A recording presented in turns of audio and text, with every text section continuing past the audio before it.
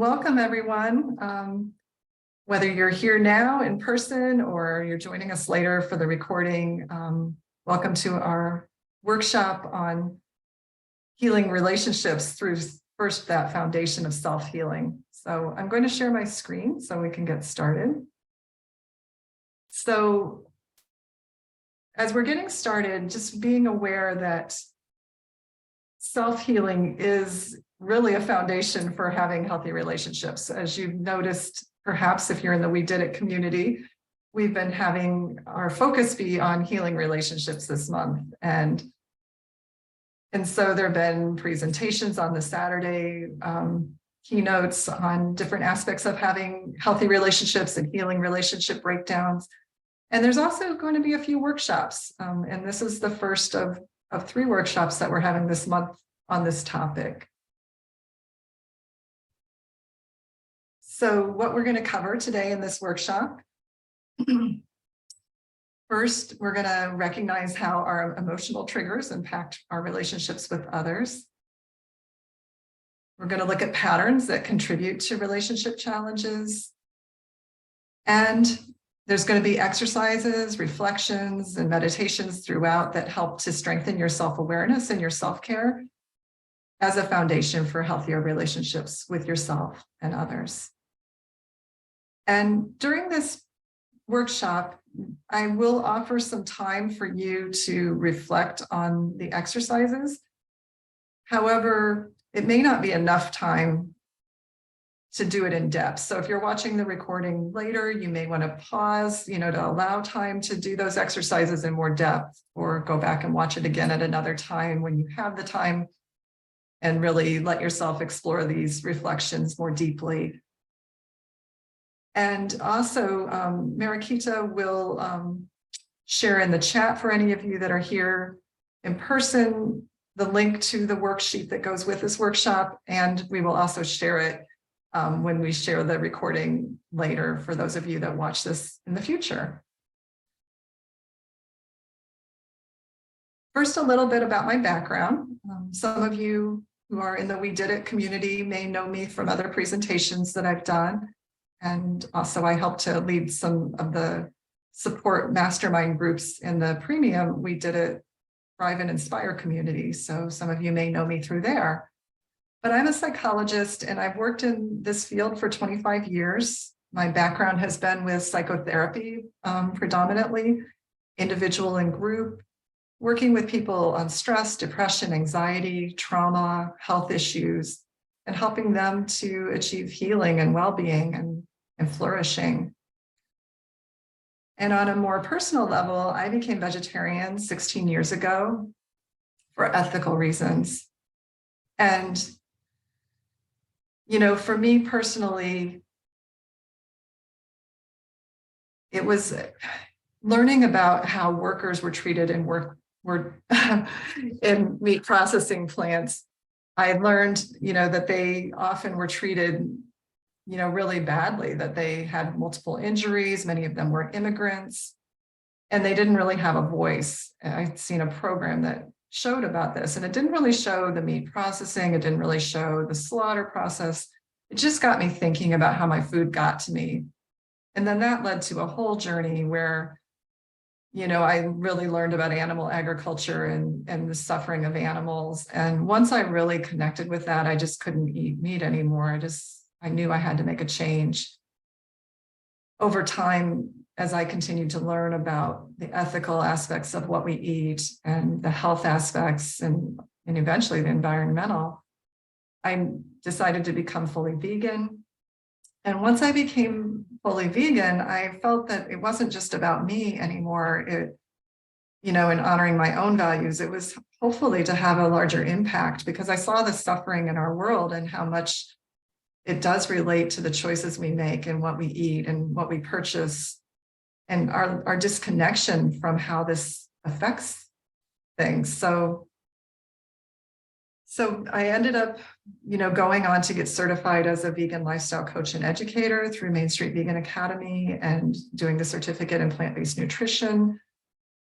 I'm also certified as a transformational coach, and I've been in a transition professionally from my work as a psychotherapist to moving more towards coaching specifically for vegans or those transitioning to a vegan lifestyle to empower them to thrive with the vegan lifestyle emotionally and socially, and also to find and express their authentic voice and purpose. I'm the author of the ebook, 7 Best Practices to Inspire Your Loved Ones to Go Plant-Based. If you're part of this community, you probably have received that ebook. If you haven't received it, it's available when you go to www.wedidit.health and fill out their 1-question survey. And that's a complimentary gift to anybody who joins this community. And I'm also working on a book about the transformational impact of a vegan lifestyle on our mind, body, and spirit. And, becoming vegan was a huge transformation for me in so many ways. You often hear from people who are vegan, it's the best choice I ever made. I wish I'd made it sooner. And I certainly feel that way. I not only overcame my challenges with unhealthy eating and became a good cook and also a healthier person. I learned about what happens to animals that are part of the animal agriculture system and other systems as well, like research and other areas where animals are mistreated. And I just really opened my eyes and my heart to want to make a difference for that. And I connected with how much I love our planet and how the choices we make and what we eat has such a huge impact on that, wanting to protect our beautiful planet so we can continue to enjoy it and thrive. And so there's this paradox that we might experience as we live a vegan lifestyle. Similar to what I experienced and what I'm finding in my research that I'm doing for my book is that so many vegans find that becoming plant-based is one of the most transformative and empowering decisions they've made. Choosing not to eat animals, choosing to thrive from the plant kingdom, and honoring our values of compassion, justice, kindness, and sustainability, really making a difference for things that we care about, like animals and the planet. And awakening, realizing things we hadn't realized before, seeing things we hadn't seen before. It reaches greater awareness that we recognize our impact in a way we hadn't seen previously. And we might feel more empowerment over our own physical and mental well-being. And so these things are wonderful aspects of being vegan. And yet at the same time, we might have relationship conflicts and challenges because we're living a lifestyle that really contradicts and challenges the societal norms that we see around us, the beliefs that we're raised to have around meat eating. And as Melanie Joy often notes, that we're raised to believe that meat eating is normal, natural, and necessary. And so as we live in a new lifestyle that challenges that, we find that those who are still in the old belief system, it can lead to conflicts and challenges for both us and them around this. And so as we're getting started in the workshop, one reflection I want to invite you to think about, and this is also in your worksheet if you want to journal about it later, but reflect on the greatest benefits that you have experienced from having a vegan and or plant-based lifestyle. And I invite you to think about what are the physical, emotional, mental, cognitive, social, and or spiritual benefits that you personally have experienced.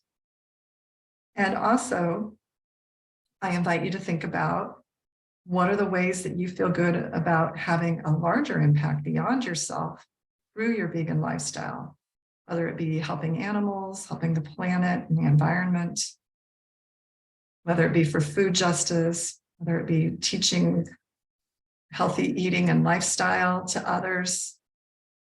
And I'll just pause for a moment or two for you to reflect on those questions. And they're important because they're a foundation for why do we want to improve our relationships? I mean, obviously we want good relationships for many reasons, but given that it can be so challenging being a vegan and how do we live in a non-vegan world, it's helpful to periodically reconnect with our vegan why. So I'm going to give you a moment or so just to reflect on these and maybe journal on these two questions.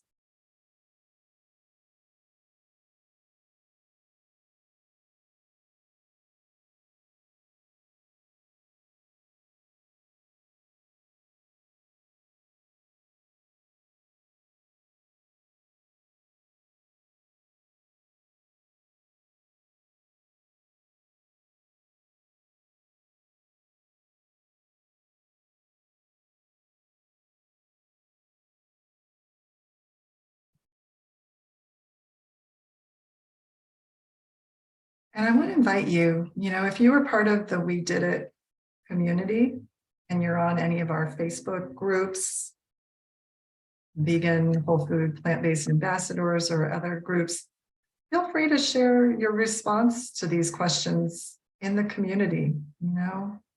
It's helpful sometimes just to hear from one another. How has being plant-based and vegan positively affected our lives? How are we grateful that we can actually impact the world as well? So I'm going to move on, but if you haven't completed that, just know that you can spend some more time with this a little later. Print out the workbook and take your time with this at another time if you like. So first question that we sometimes wonder is, why self-healing? They're the one that needs to change. They're the one that has the problem. That's often how it feels to us. And yet, as a person who, I've struggled with my own relationship challenges and then also been a therapist to many people who are, and a coach to those that are dealing with relationship challenges. We can't change another person. We hear that over and over again, but it's really true. It does start with ourselves because that's the one person we do have power over. And, we can have an impact on other people, but if we haven't worked on ourselves, the ways that we try to have an impact often don't go the direction that we want it to go. And certainly, relationships push our old buttons. It's really important to recognize that because often we're reacting out of old traumas, wounds, beliefs that really don't represent who we are today, when we're really triggered or stressed. And so in those moments of feeling triggered, we're more likely reacting from our more primitive part of our brain, the part that's responsible for survival, for fight, flight, or freeze, instead of responding from our adult wisdom and from the part of our brain that can integrate information and have a larger perspective. And, when we're in that stress space and our brain is reacting like that in the fight or flight, we're probably going to handle it in not very helpful ways. And that's going to be challenging in what happens in our relationships. And I really want to bring the awareness that when we have the power to make changes, many of the people that I've worked with, it's been one-on-one, not as a couple, but that person, by working on themselves, can lead to an impact on their relationships. So just knowing that your own mindfulness, your own compassion for yourself and the other person can help to heal old patterns, which then heals the relationship. I'll quickly mention that, relationships are challenging anyway, whether you're vegan or not, but we as vegans might face some specific challenges. We may feel isolated and have limited support because we might be the only vegan in our network.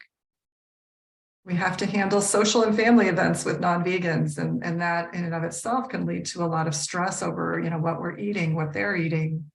A lot of difficult feelings can come up. Some of us might have close relationships with people that are not vegan and maybe even not supportive of veganism. And how do we handle that if our spouse, our partner, a close friend, close family members, are not vegan? And then there's sometimes the negative reactions we get from people that we have to handle and know how to deal with. And last of all, sometimes, especially for those who are animal activists, who see firsthand the suffering to animals, they may suffer from secondary traumatic stress or what's called dystopia. And I'll elaborate briefly on that. This is beyond the scope of the workshop to go into depth on this, but I think it's worth mentioning just because as people who care deeply about animals and who have perhaps witnessed videos or even witnessed firsthand the suffering that is inherent in animal agriculture, some people in the audience that watch this video or listen to this workshop may, suffer from some of these symptoms. And I do want to mention it so that if it is something you deal with, that you might seek out resources to support you. Because, suffering from these kinds of challenges can affect your vegan advocacy and also your self-wellness and your relationships. So just to be aware that, sometimes when we witness trauma or violence to another being, and it impacts us in a certain way, we might have symptoms that can be similar to post-traumatic stress.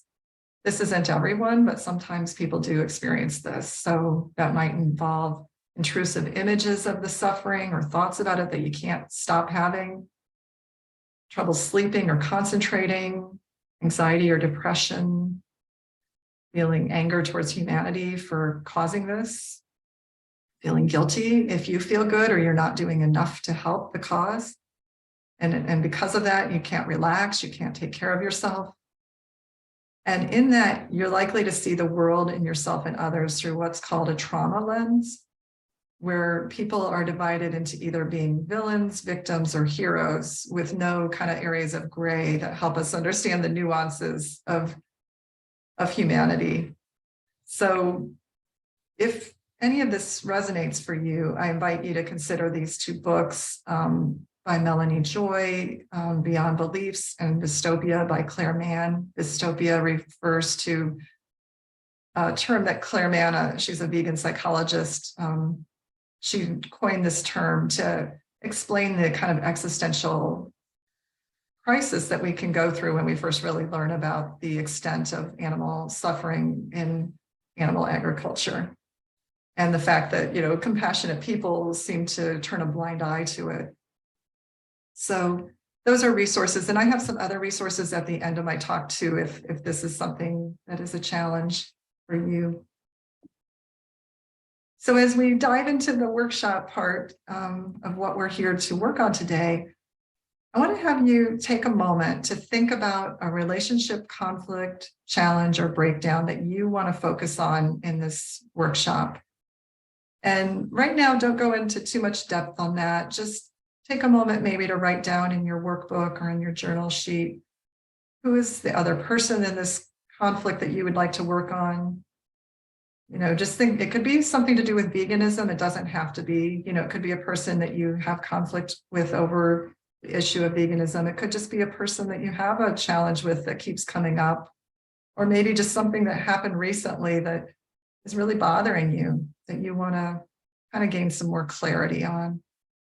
So just identify who the person is, what your relationship is with them. Are they your partner, your friend, a colleague? How do you know them? How long has this conflict been going on? And how intense are your feelings about it? From 0, neutral, or peaceful, to 5, moderately upset, to 10, very distressed. So we're going to dive in deeper to that. But before we do, we're going to first connect with our inner resources. And this is really important when we're doing exploratory work or reflection work to reach new insights or new clarity. We need to connect with the part of our brain where our wisdom, our perspective, our resources lie.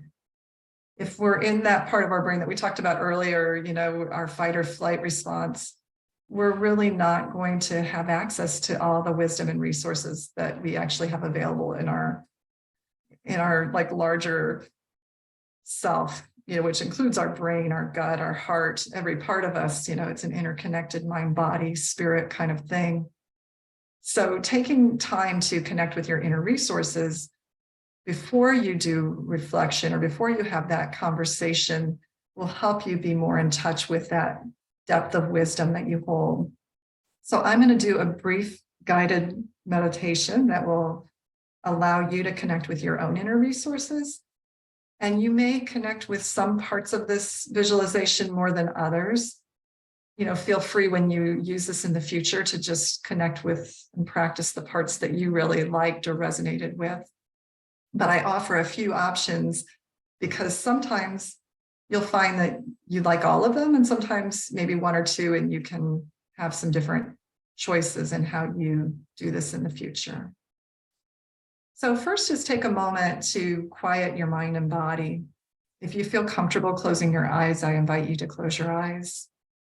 Otherwise, just look off, with a gentle gaze wherever you'd like to kind of focus. And start by taking a few slow, deep breaths. Breathe in all the way from the top of your head, all the way down through your core, down into your legs, feet, and into the earth. Connecting with your lower chakras as a way to ground yourself and feel yourself connected with Mother Earth. And breathing out, feel the space around you. Let yourself take up all the space you need. And from that space, as you take some slow, deep breaths, I invite you to imagine a peaceful, beautiful place in nature. Maybe it's a place you've been before. Maybe it's a place that you just would dream of going to.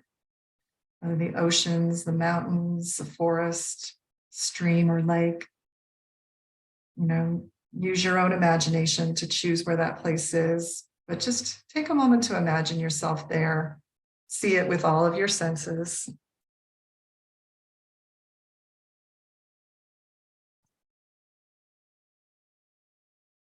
And once you're settled there, imagine a golden circle of light where you can bring in all of your resources. And this is a place you can return to anytime in the future when you want to connect with your resources. So first, in this golden circle of light, I invite you to bring in your wise, resourced adult self. This is the you in everyday life who is competent, who is in your flow, in your genius. Think about times when, maybe you're doing your work or you're doing a hobby you love, or you're with your companion animal or with a beloved child or friend, doing something creative. It's different for different people. Just think of the times when you feel most in your flow, most yourself, most connected to your resources and gifts. And just take a moment to really envision yourself in that situation. Could be when you exercise. Could be when you cook or garden. Or when you're helping others. Just see yourself in that situation, using your gifts. And fully just feel that in your body.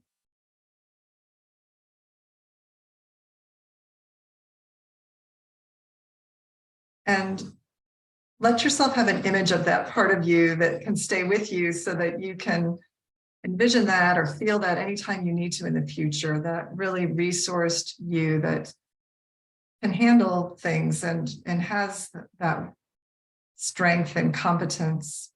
So bringing her into the circle, or him, that part of you. And then let's bring in your wise self. This is the you when you really have access to a deeper wisdom. It could be connected to your spiritual path or spiritual faith, the moments when you have had these deep spiritual moments. It could be when you're connected to the awe and wonder of nature. It could be when you just have that inner knowing of depth and wisdom that you know is beyond just your own limited knowledge, but comes from a deeper place. when you sense there's just something larger or bigger that you can connect with for help and guidance. So connect with the moments you've felt that and bring in that wise self, that wise guide into the circle.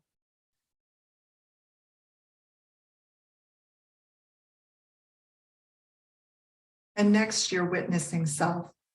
Those times when you can see things from a distance with perspective, just like when a movie pans out from a focus on a specific character and you suddenly see the larger picture, you see the scene beyond that one character.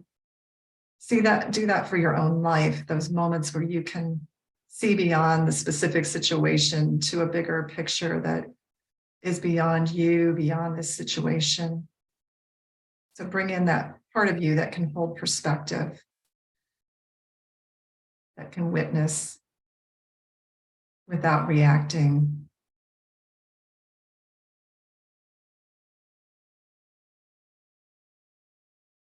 And next, bring in your future self. This could be you 5 years from now, 1 year from now, 10 years from now. And this future self, he or she holds a wisdom that's beyond what you know today. They have access to resources and life experiences that are beyond where you are currently. And they've already resolved whatever this relationship issue is. They've already come to a good resolution, this part of you. So seeing this future you with his or her hands outstretched to reach yours, perhaps offering you a message, a gift, or an encouragement for how you'll move forward in your current situation, meeting with this part of you, bringing him or her into the circle. And then last of all, with all of these parts of you present, also bring in your support team. And these are all the people in your life that have your back. These are the people that care about your well-being,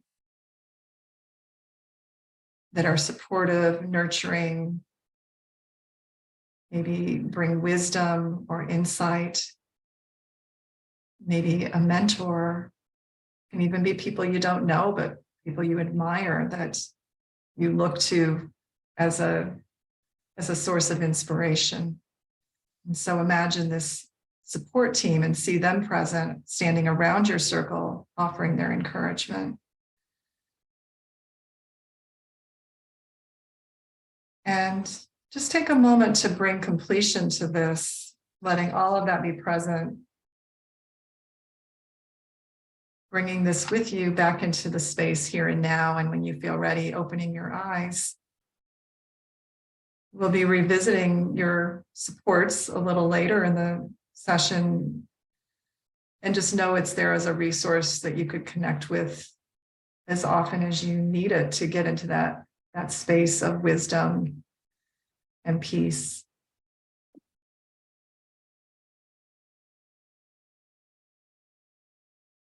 So I'm going to invite you into some reflections about the relationship you want to work on.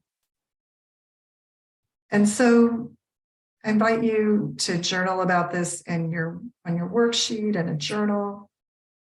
And if you find there isn't quite enough time, allowed in the workshop itself, because I'm aware of needing to keep on somewhat of a time schedule, just when you're watching the recording later, just pause it and take your time to respond, as long as it takes you to answer these questions. But first of all, I invite you, when you think about the relationship that you selected earlier to focus on for this workshop, think about what are the triggers, the challenges, or the conflicts that just come up again and again in this relationship? What happens over and over again? And if it's not a recurrent pattern, it could just be what happened in the situation the one time it happened, if it was a one-time thing. But for many of us, we'll find that certain challenges that we have with people are recurrent, that they just keep happening again and again, where they keep pushing our buttons or we keep pushing theirs, and we keep having this same kind of conflict or challenge.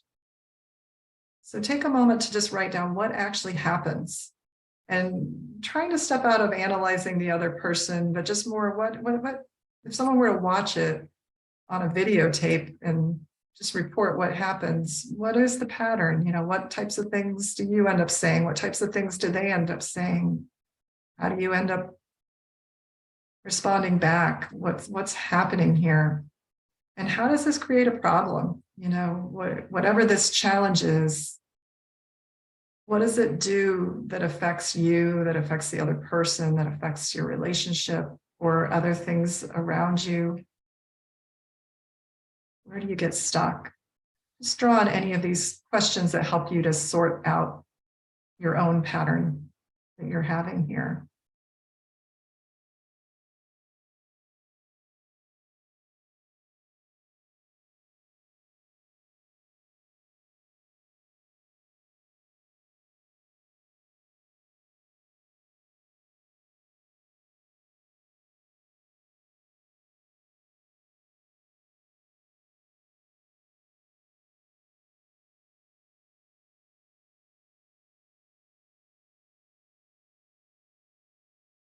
And think about a recent time when this happened.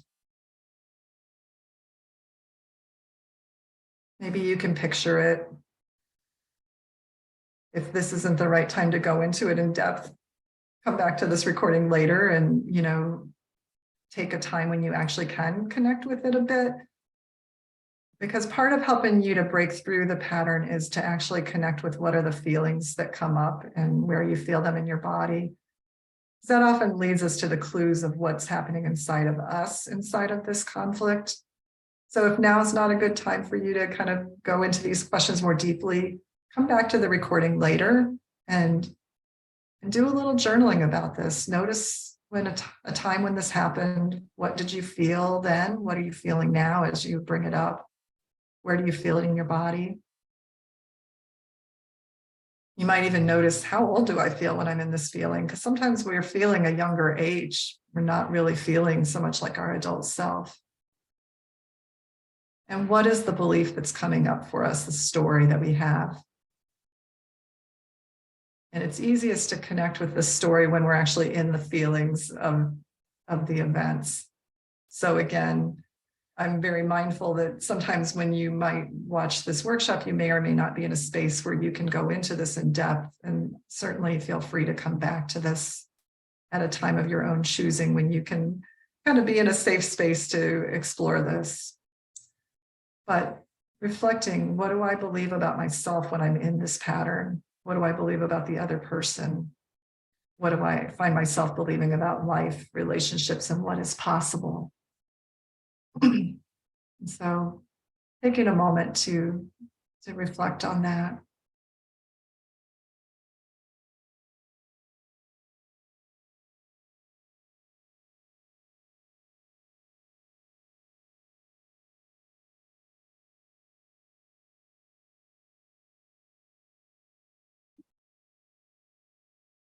And if you're finding it's hard to think about, well, what do I believe? I'm giving you some examples of limiting beliefs. This is not an exhaustive list.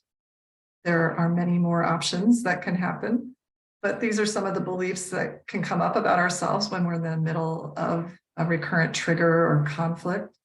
Like, I'm invisible, I'm not enough, I'm too much, I'm not heard, I'm not lovable, I don't matter, I'm powerless, I don't belong, I'm a burden. Now, the adult you might know these things aren't true. But when we're triggered in a conflict with somebody, and it's really triggering us, we're really feeling emotions in the middle of it, chances are we aren't fully in our adult self in that moment. There might be a younger part of us that has a more limiting belief that's getting triggered. And so even though, like, in your adult moments, you may know this isn't true, but in the moment when we're triggered, there may be a part of us, like a small part of us even, that feels this way. And so just being aware of, like, when I'm really triggered, what does this part of me that's really triggered feel about herself or his self? And What am I believing about the other person? Again, you might not believe this about all people, or you may, or maybe you just believe it about the one person when you're in the conflict, but often we might in that moment feel like this person doesn't care. They don't care about me, or they don't care about animals. They're the problem. They're selfish. They're disrespectful. They won't listen. They won't change. Just being aware of what beliefs do I have about the other person in this conflict especially when I'm in the middle of it.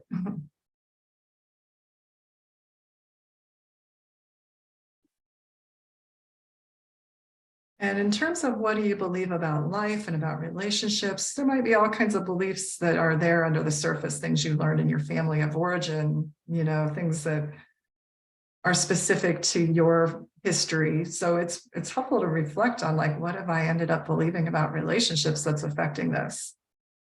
But I offer here something that is very common, a very common limiting belief about conflict, about relationships for many of us. And that is that we really just have two choices. We end up feeling like I can either stay silent and not speak up just so I can keep the peace.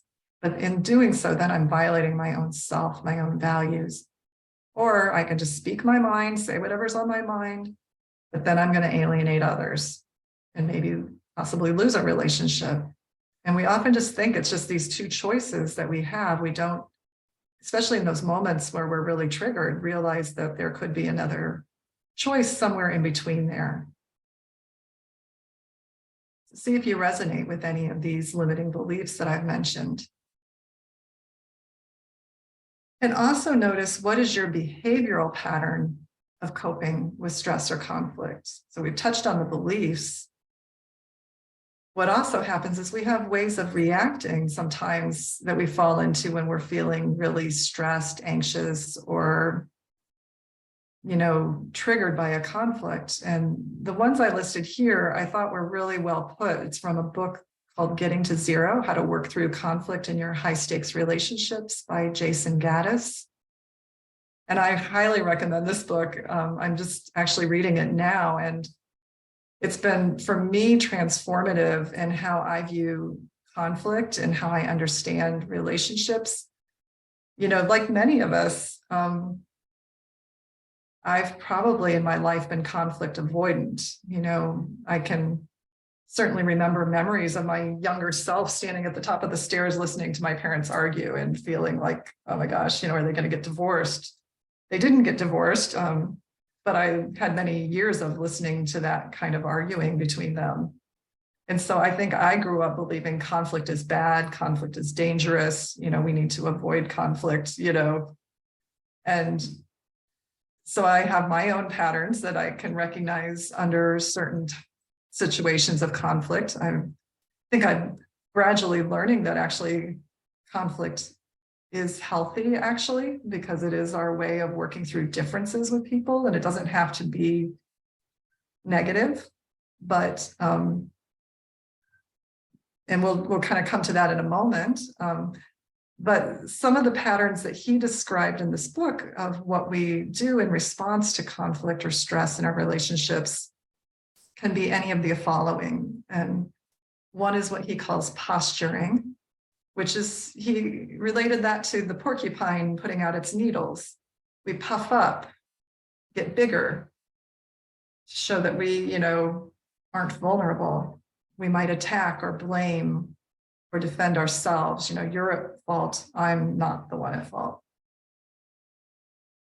Sort of the other extreme on that is what he calls collapsing, where actually the person gets smaller. And he compared that to a hermit crab going in their shell. They want to, go to a safe space, protect themselves. And often, they can feel sort of depressed and hopeless, like they don't have a voice. Seeking.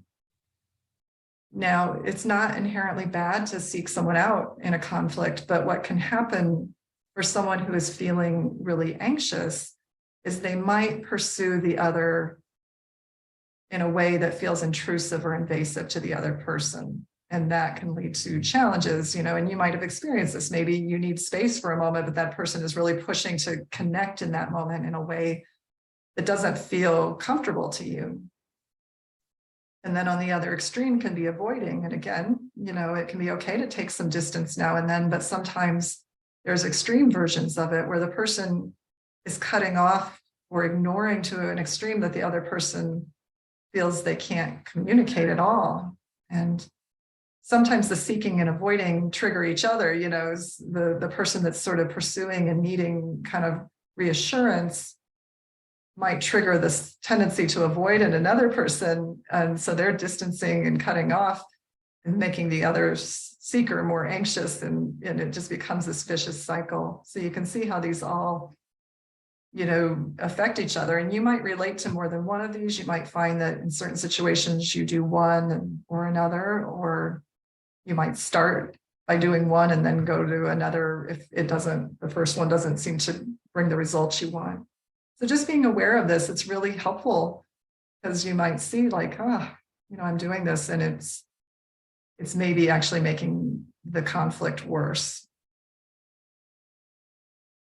A quote from that same book, from Getting to Zero, is, "The crux of good, strong, long-lasting relationships is not the absence of conflict, but the ability and willingness to work through it." And that is huge, because often we think conflict is bad or something we should avoid. But it seems from those who do study relationships that actually, the happiest of couples, the happiest of relationships are not those that have no conflict, but those that actually can work through it skillfully. Mentioned mentors earlier. I view Melanie Joy as one of my mentors because she's a psychologist, and I really respect the work she's done to share healthy communication and, thriving for vegans and vegan advocates. And one of the things she says in her book, Beyond Beliefs, is that attending to our relationship doesn't mean that we choose the relationship over our beliefs. It means that we create a relationship that has space for our beliefs. And so that really speaks to, it's not that we give up what we believe in to make another person happy. It's that we can sometimes value a relationship with someone who does not share our beliefs. Maybe there's someone that we've cared about in our life for a long time, a family member, a friend, a partner, and they haven't yet come to really fully adopt a vegan lifestyle, or maybe they have different beliefs than us in some other area. And, part of having a healthy relationship is, how do we hold differing beliefs and values and choices in a way that has space for this difference and, space for the healthy boundaries we might need, but still allowing us to care about another person, even though we have these differences. And so as you think about, what you just wrote a little while ago about how the relationship makes you feel when you're in that conflict, where you feel it in your body, what are the limiting beliefs? Are you ready to break out of that? I know I am. And so let's take a moment to do an exercise to help break through that limiting pattern into new possibilities. So again, if you are in a place where it's safe for you to do so, take a moment to reconnect with that meditation that we did earlier, to visualize that peaceful place. Take some slow, deep breaths and really bring back all the resources that we worked with in that peaceful place, or any of them that you specifically resonated with. Your adult self, who is competent and resourceful and gifted in her flow, doing her thing or his thing. Sometimes I tend to say her because I work a lot with women, but this is for anyone, man or woman. So just take from it what is right for you. And also bring in your wise self, your witness self, your future self, and that whole support team of people who have your back, who are there for you, that our inspirations and sources of wisdom and support. Really bring them in, feel that right now. Just take a moment to connect with that.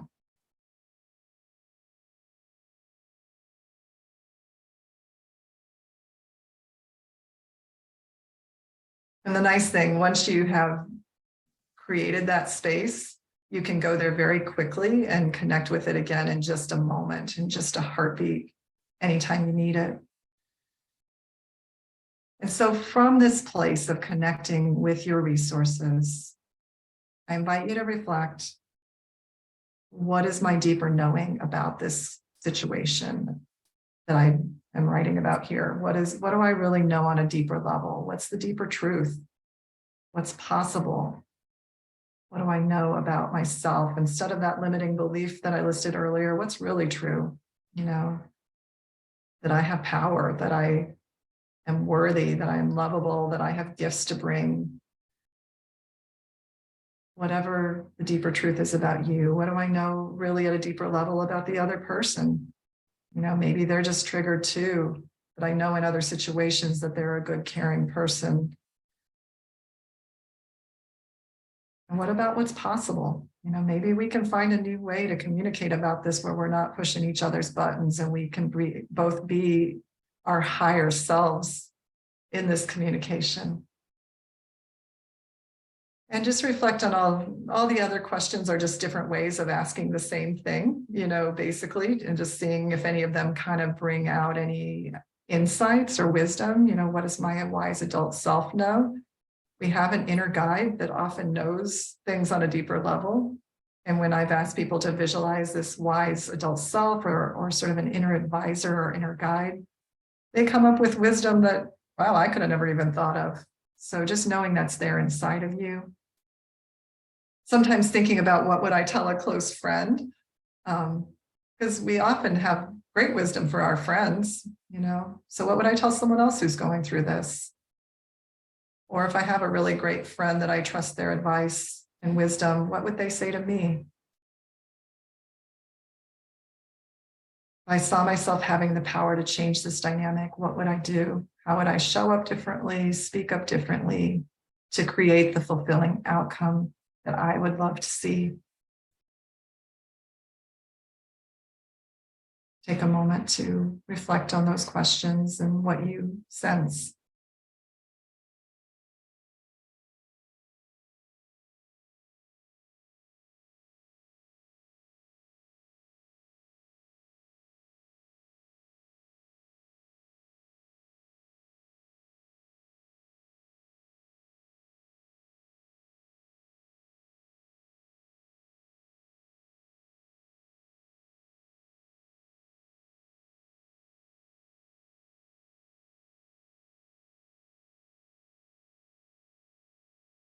And as you reflect on this, if you have trouble at first coming up with any new insights, you find yourself just playing through the same old thoughts, set aside time later to come back to this, and really connect with those resources first.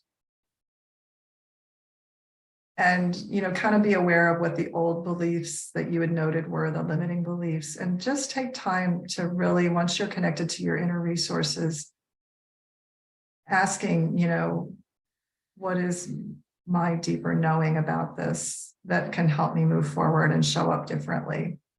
You might meet with your future self or your wise self in that meeting place, that beautiful place in nature, and just say, kind of, what wisdom do you have for me? Sometimes that brings some insights. So take time with it if there isn't any immediate awareness, because sometimes we have to sit with this for a little while to really allow that creativity and that wisdom and perspective to show up. And whatever you discover with this, I want to invite you to end the workshop with deciding on a few next steps that you want to take to move forward with your relationship in a positive way, your relationship with yourself and your relationship with the other person. And, if you had some insights from the journaling that we did today, draw on those. But even if you don't yet have the insights, those are yet to come, there's still steps you can take to keep moving forward. And so I'm inviting you, and we'll go into more depth on each of these, to start with you, start small, and to start somewhere. So first, starting with you. First of all, being your own best friend is the foundation for healthy relationships with others. I am just sometimes struck by how often, subconsciously often, we speak to ourselves in ways we would not treat anyone else. And I'm guilty of this myself. Actually, through doing my own inner work, I've learned to be a much better friend to myself. But I, realized in doing this work how often under stress or uncertainty or conflict, I would be very critical of myself or blaming myself for things that weren't under my control, or just, kind of like you should always know how to deal with everything perfectly. There's sort of this critical running commentary.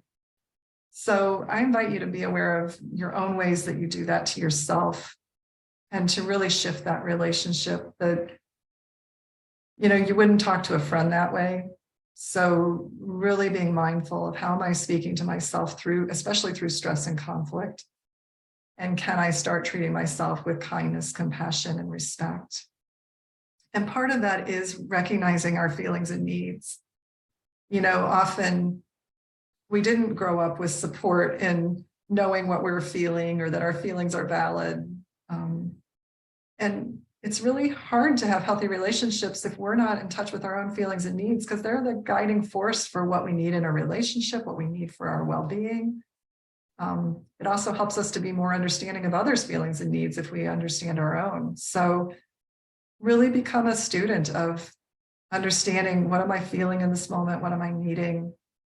It doesn't even always mean you have to ask for that. Just knowing it within yourself is a starting point to be able to better honor what you're needing in any given situation.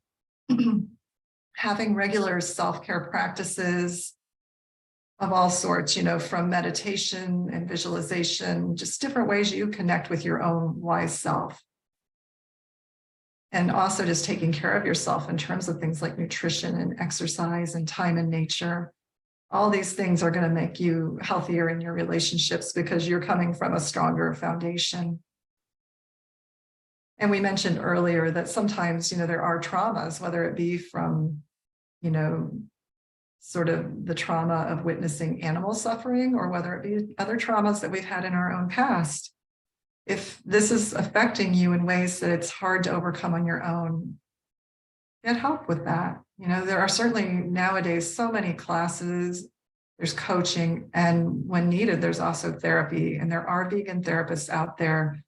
I'm no longer in the field of doing psychotherapy, but I do coaching, and I am on lists with other mental health therapists who are vegans, and so can sometimes help give some guidance on where to connect with them.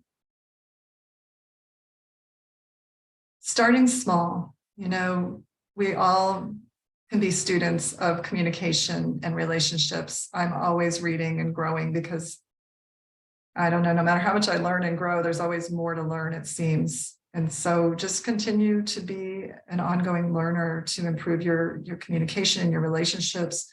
Not only will it make you a happier and healthier person, it also helps your vegan advocacy, because it is through our relationships and our communication that we inspire others in positive ways. And I've brought this up in my recent presentations for We Did It Health. I did a presentation a couple of weeks ago on healing relationship breakdowns. And one of the things that I sort of remind you is, what are your intentions and wishes for the relationship? It's helpful to connect with that from time to time, because we lose sight of what do I really want here? What is my vision for this relationship? That will help you actually show up in new ways when you're connected with what you truly want on a deeper level. And always, continuing to be mindful of, what is my self-talk? What am I believing and expecting here? Is it realistic? Is it truthful? Is it kind? And continue just to take small steps towards changing things in a positive direction. And starting somewhere. often we have to be the leader for change. That's coming up in many of our workshops this month is, we often have to be the one to take charge and to take responsibility. I know there will be a presentation coming up soon from Mariquita that touches on that. So just know when we're the ones that are in pain over a relationship, we're often the ones that have to start the change. And that's a place of power to do that. I invite you to connect with these inner resources, whether they be the ones we worked with today or your own version of that. And also your vegan vision. Every day, connect with what is your vision for a vegan world and your vegan why. It just helps you to kind of stay hopeful and strong, even through the ups and downs and setbacks. Honor your boundaries. Sometimes we do have to say, I can't be in this situation, or this situation is not good for me. And so recognizing when we have those times to be able to speak up respectfully, in a non-blaming way, in a way that's claiming back our power. We also want to listen. Sometimes we are so busy sharing our own point of view that we don't slow down to hear where the other is coming from. And often that can open up so much, just simply being a better listener. Be open to possibilities. One of the things that comes up in that book about getting to zero is he points out conflict is not the problem. It's that we need to learn how to repair and reconnect when there is conflict. And that is really the healing point, because once we do that, the relationship can grow to a new level. So there's always possibility for growth and change. And for those in our life who are not yet vegan, or that maybe we have differing beliefs or values, knowing that there is always that planting of seeds we can do that might lead to change down the road. So I leave you with some resources for communication, some of the books that I've mentioned, and some favorite books that I think are really helpful for relationships and healthier relationships. So, Crucial Conversations is what I've mentioned several times in recent workshops. This new book that I mentioned, Getting to Zero, Melanie Joy's books, Beyond Beliefs and Getting Relationships Right, and The Dance of Anger by Harriet Lerner. And she did some other books, The Dance of Intimacy and The Dance of Connection, that are all about relationship dynamics. I have a list of some communication resources on my website. And as I mentioned earlier, there are countless vegan support groups, therapists, and coaches. And in fact, for those of you who are in the premium Thrive and Inspire community, we do have a vegan mastermind support group where we support one another with the challenges of communication as vegans and plant-based eaters. Here's a little bit about me. I have my website, my email, and my LinkedIn link here, and just my current work as a transformational coach, empowering compassionate vegans and advocates and healers to thrive emotionally and to find and express their authentic voice and purpose. I also write a blog, and I'm working on my book and teaching about the connection between veganism and our emotional and psychological well-being. So we end with this closing mantra or meditation. And again, this can be a reminder that helps us with our relationship with ourselves, with others, and with all beings. May all beings everywhere be happy and free. And may the thoughts, words, and actions of my own life contribute in some way to that happiness and to that freedom for all. This comes from a Sanskrit devotional mantra. Thank you for attending. And if you have questions or any challenges with any of the material, please do feel free to reach out to me via my email or website that I shared with you on the last slide. So thank you again. And also I believe the handout has my contact information as well. Thank you so much, and many blessings and best wishes on your journey to a healthier relationship with yourself and others that hopefully brings you happiness and also helps towards inspiring a compassionate, healthy, and sustainable world.